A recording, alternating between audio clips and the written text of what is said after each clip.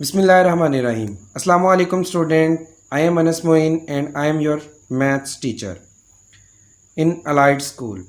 Last video में हमने content देखा था कि कौन कौन से चैप्टर समर पैक में इंक्लूड हैं। इस वीडियो में मैं समर पैक को एक्सप्लेन करने जा रहा हूँ, जिसमें सबसे पहला क्वेश्चन हमारे पास है डिफ़ाइन द फॉलोइंग।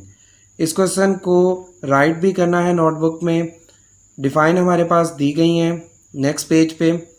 जो डिफ़ाइन आपने राइट करनी है उसमें सबसे पहली डिफ़ाइन हमारे पास सेट की है, दूसरी define element of the set है, तीसरी इक्वल एंड इक्वलेंट सेट, उसके बाद disjoint and overlapping set, terminating and non terminating decimal, perfect square numbers. Defines जो हैं वो नेक्स्ट पेज पे दी गई हैं। Let me show you. सबसे पहली डिफ़ाइन हमारे पास जो दी गई है वो सेट की है।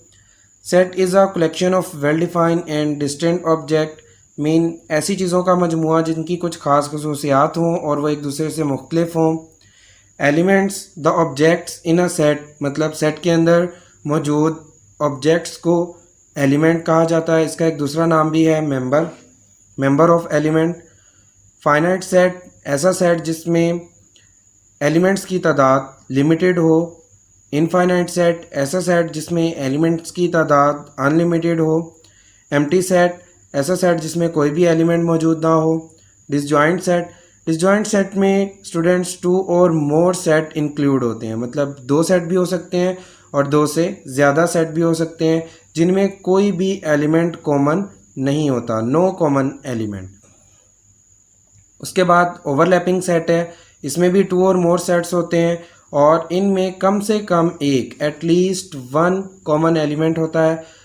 एक से ज़्यादा भी कॉमन हो सकते हैं लेकिन कम से कम एक लाजमी होता है। इक्वल सेट है, इसमें भी दो या दो से ज़्यादा सेट होते हैं जिनके एलिमेंट्स सेम यानी एक जैसे होते हैं। इक्वलेंट सेट है, इसमें भी दो या दो से ज़्यादा सेट हो सकते हैं लेकिन इसमें एलिमेंट्स की तादाद बराबर होती है। इससे कोई फ़र्क नहीं पड़ता कि एलिमेंट्स कौन कौन से हैं।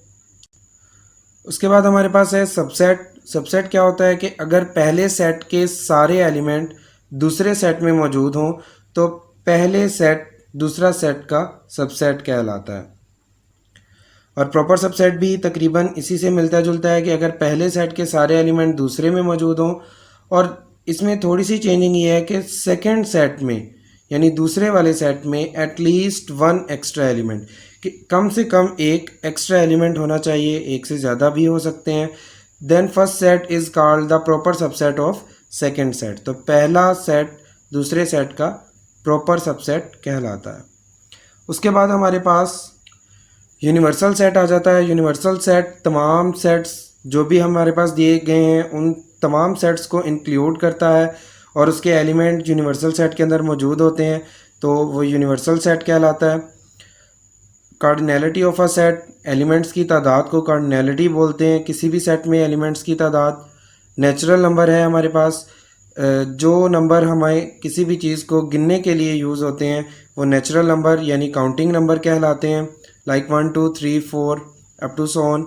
होल नंबर और नेचुरल नंबर तकरीबन एक जैसे होते हैं, बस होल नंबर में ज़ीरो इंक्लूड हो जाता है, नेचुरल नंबर में ज़ीरो इंक्लूड नहीं होता। तो ज़ीरो से शुरू होने वाली काउंटिंग जिसमें नेचुरल नंबर भी इंक्लूड हों वो हमारे पास होल नंबर कहलाती है। उसके बाद स्टूडेंट्स हमारे पास डिफ़ाइन है रैशनल नंबर की। रैशनल नंबर ऐसे नंबर होते हैं जिनको आप फ्रैक्शन की फॉर्म में लिख सकते हो या इंटीजर्स की फॉर्म में, यानी इसमें इंटीजर और फ्रैक्शन की दोनों वैल्यूज़ इंक्लूड होती हैं। एग्जांपल हमारे पास दी गई हैं 0 -4 -5/6। उसके बाद टर्मिनेटिंग डेसिमल है। टर्मिनेटिंग डेसिमल का मतलब है finite number of digits after decimal point, मतलब कि कोई भी वैल्यू अगर हमारे पास पॉइंट में आ रही है तो पॉइंट के बाद वाली वैल्यूज़ लिमिटेड फॉर्म में होनी चाहिए। नॉन टर्मिनेटिंग डेसिमल का मतलब है कि इसमें पॉइंट के बाद की वैल्यूज़ अनलिमिटेड होती हैं, मतलब कोई ऐसी वैल्यू फ्रैक्शन वाली जो डिवाइड होती रहती है और उसका आंसर कभी भी ख़त्म नहीं होता। उसके बाद हमारे पास है परफेक्ट स्क्वायर नंबर। तो परफेक्ट स्क्वायर नंबर हमारे पास है number can be express as the product of two integers of equal value, कि अगर हम दो सेम नंबर्स को मल्टीप्लाई करते हैं तो इससे जो हासिल नंबर आता है वो हमारा परफेक्ट स्क्वायर नंबर होता है। लाइक 5 को 5 से मल्टीप्लाई करेंगे तो 25 आएगा। 25 is a perfect square number. उसके बाद हमारे पास एक्सपोनेंशियल नोटेशन है, जिससे हम the notation which express in a product of N integer by itself several time. मतलब अगर हम किसी भी नंबर को उसकी पावर की फॉर्म में राइट कर देते हैं, लाइक एग्जांपल में किया हुआ है कि 5 की पावर 2 मीन्स कि 5 को 2 दफ़ा लिखा। अगर हमारे पास एक नंबर एक से ज़्यादा दफ़ा, सेम नंबर एक से ज़्यादा दफ़ा मल्टीप्लाई हो रहे हैं, तो उनकी पावर की फॉर्म में उनको लिख दिया जाता है, तो वो हमारे पास एक्सपोनेंशियल नोटेशन कहलाती है। जी स्टूडेंट्स, डिफ़ाइन के बाद जो क्वेश्चन नंबर 2 है प्रैक्टिस वर्क है, जिसमें आपने हर वीक में एक एक चैप्टर की प्रैक्टिस करनी है। सबसे पहले हमारे पास यूनिट नंबर 1 है। यूनिट नंबर 1 में हमने देखा था कि क्या क्या चीज़ें इंक्लूडेड हैं सेट से रिलेटेड। उसके बाद यूनिट नंबर 2 है, जो आपने सेकेंड वीक यानी 20 डेट से लेकर 25 तक की डेट में कंप्लीट करना है। उसके बाद 26 को संडे है। 27 से 2 मई तक आपने third chapter half revise solve करना है, प्रैक्टिस करना है, और उससे नेक्स्ट वीक में आपने थर्ड चैप्टर का सेकेंड हाफ सॉल्व करना है। उसके बाद हमारे पास 11 डेट से 16 डेट तक 4 चैप्टर हाफ, और 18 डेट से 23 डेट तक बाकी का जो रिमेनिंग हाफ 4 चैप्टर रह गया था उसको प्रैक्टिस करना है। उसके बाद स्टूडेंट्स, सबसे लास्ट क्वेश्चन नंबर 3 है, जिसमें आपने क्वेश्चंस को अपनी नोटबुक में राइट करना है एज अ समर पैक, जिसमें यूनिट नंबर 1 के एक्सरसाइज 1, क्वेश्चन नंबर 9, 10, 11 और 12, बस ये 4 क्वेश्चंस ही आपने कॉपी में राइट करने हैं। बाकी क्वेश्चंस की प्रैक्टिस आप रफ वर्क पे भी कर सकते हैं और स्कूल की नोटबुक पे भी कर सकते हैं।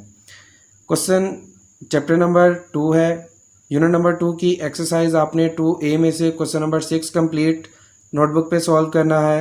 2B एक्सरसाइज में से क्वेश्चन नंबर 6 कंप्लीट करना है, और 2C एक्सरसाइज में से क्वेश्चन नंबर 8 और 10 कंप्लीट आपने अपनी कॉपी में सॉल्व करने हैं।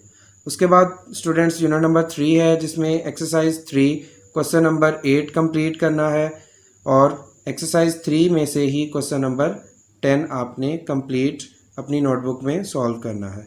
उसके बाद स्टूडेंट्स, यूनिट नंबर 4 आ जाता है, जिसमें 4A एक्सरसाइज में से आपने क्वेश्चन नंबर 4, 5 और 6 सॉल्व करना है, और 4B एक्सरसाइज में से क्वेश्चन नंबर 5, 6 और 7 आपने सॉल्व करने। लास्ट में आपको एक लिंक दिया गया है और एक चैनल का नेम बताया गया है, जो कि मेरा यूट्यूब चैनल है, जिसमें मैं आपकी मैथ से रिलेटेड क्वेश्चंस को अपलोड कर रहा हूँ टाइम टू टाइम, जिसमें आपको अगर कोई क्वेश्चन नहीं समझ आता नोट्स में से, तो आप वहाँ से देख सकते हैं। आप मेरे चैनल को सब्सक्राइब करें, और अगर कोई बात समझ में नहीं आती तो कमेंट में आप राइट करके से पूछ सकते हैं। थैंक यू, टेक केयर, अल्लाह हाफ़िज़।